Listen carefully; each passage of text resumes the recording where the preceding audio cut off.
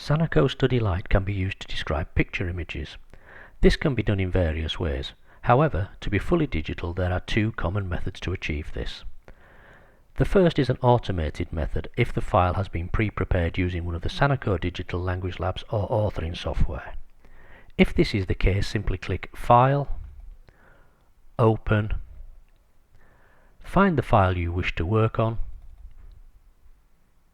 You will notice that the image appears along with instructions on what to do. Simply click Record and describe what you see in the target language. If this is not the case, then simply follow the following procedure. Click File, Open, find the image you wish to work on, click Record, and describe the image you are seeing.